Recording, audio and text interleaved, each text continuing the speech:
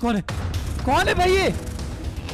ओ तो guys finally Himland की video आ चुकी है और इस वाले एपिसोड में बहुत भयंकर चीजें हुई हैं जिसके बारे में इस वीडियो में हम बात करने वाले हैं। इसीलिए सबसे पहले आप लोग ये वाली क्लिप देखो। You will stay with me always.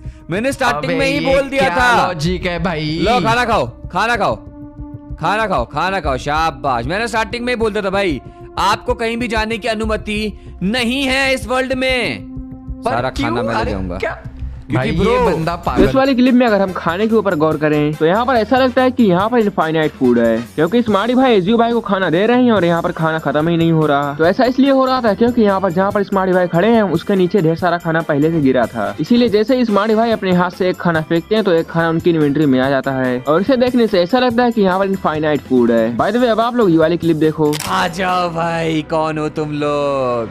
कोई क्या दिख रहा है आपके यहाँ पे, बताओ मेरे को। अरे तुम क्या कौन सा नशा किया है भाई? ग्रास और ये ब्लॉक है यार, ये कॉबलस्टोन। अरे रुको, मैं आपको दिखाता हूँ। ये रखा जियो, अब मैं आपको ये चीज दे रहा हूँ, पकड़ो इसको भाई जी। यहाँ पर आने से पहले प्रोफेसर ने स्मार्टी भाई से कहा था कि पहले तुम काम करके आओ तब हम तुम्हारी स्किन बदल देंगे, क्योंकि इससे पहले इन दोनों की स्किन के ऊपर गार्ड वाली स्किन लगी थी और वे लोग डायरेक्ट वहाँ से इस जगह पर आए हैं, यानी कि बीच में इनसे प्रोफेसर कहीं भी नहीं मिला। लेकिन फिर भी आप लोग देख सकते हो कि इन दोनों की स्किन बदल चुकी है। तो मैं भी हो सकता है कि प्रोफेसर ने वहीं से कुछ न कुछ करके चेंज कर दिया होगा, लेकिन अगर उसने ऐसा किया होगा तो उसने नॉर्मल कंप्यूटर से किया होगा, क्योंकि सुपर कंप्यूटर तो टूटा हुआ था। बाय द वे अब आप लोग ये वाली क्लिप देखो।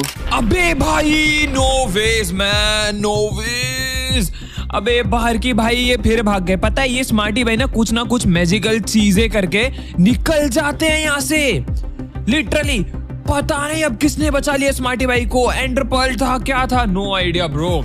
यहाँ पर अगर आप नोटिस करोगे तो यहाँ पर ड्रीम बॉय का ऊपर बादल जो है बहुत अजीब है। तो ऐसा तब होता है जब आप कोई मोड पैक लगाते हो और मोड पैक आपके में वर्क नहीं कर रहा होता है, मतलब कि आपके गेम में सब कुछ लगा हुआ होगा लेकिन एक कोई टेक्सचर डिलीट हो गया होगा, जिससे कि स्मार्टी भाई के पीओवी में वहाँ पर सब कुछ कायदे से दिखता है। लेकिन जब हम ड्रीम बॉय का पीओवी देखते हैं तो यहाँ पर ये वाला ग्लिच होता है। बाय द वे अब आप लोग ये वाली क्लिप देखो।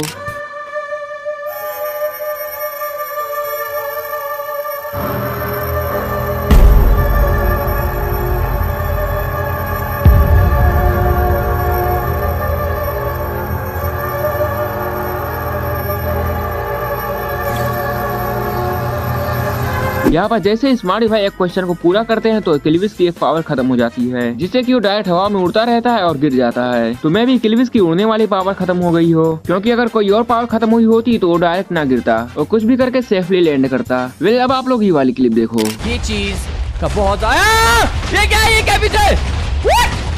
व्हाट ये क्या हुआ? What the hell? Oh my God. Oh ये लोग भी सारे के सारे चले गए, सारे के सारे बंदे चले गए यहाँ से। साला कोई मुझे देख नहीं रहा है, बड़ा मैं यहाँ से बाहर कैसे निकलूंगा? अरे भाई यार मुझे तो निकालता साले यहाँ से, ये जिसने फोड़ा है ना भाई। व्हाट? कौन है भाई ये? Oh what? भाग यहाँ से भाई। ये बंदा कौन था? मैं मरने वाला हूं।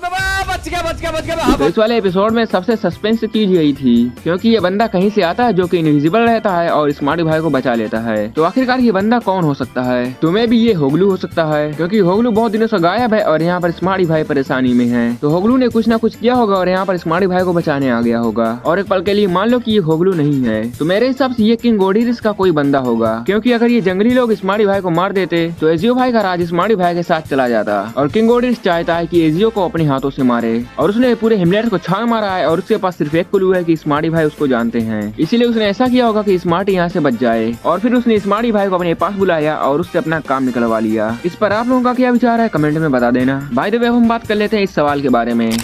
सुबह को हल्का, रात को भारी, ये है ना अगली पहेली तुम्हारी। तो मैं भी हो सकता है कि इस सवाल का कनेक्शन एंजल क्यूटी से है, क्योंकि जब दिन होता है तो आसमान लाइट और ओपन फील करता है और रात में आसमान भारी लगता है और तारे उसके ऊपर रहते हैं, जिससे कि आसमान तारों से भरा हुआ रहता है और आसमान के ऊपर ही हेवन माना जाता है, जिससे कि कुल मिला जुला करके इस सवाल का कनेक्शन हेवन से है, यानी कि एंजल क्यूटी से। अगर आपको इसके अलावा कोई आंसर पता है तो कमेंट में बता देना। बाद में अगर अभी तक वीडियो को लाइक नहीं किया हो तो वीडियो को लाइक कर दो और चैनल पर नए हो तो ऑब्वियसली सब्सक्राइब करना ही है। और आपको मैं बता दूं कि अपना गेम प्ले चैनल भी है जिस पर मैं बढ़िया गेम प्ले अपलोड करता हूँ, तो अगर अभी तक आपने उसे सब्सक्राइब नहीं किया तो जाकर कर लो। और ये रहे उसके 2 बढ़िया गेम प्ले, जाओ देखो और मजे करो। और मैं चला नेक्स्ट वीडियो की तैयारी में, तब तक के लिए take care, goodbye, love you.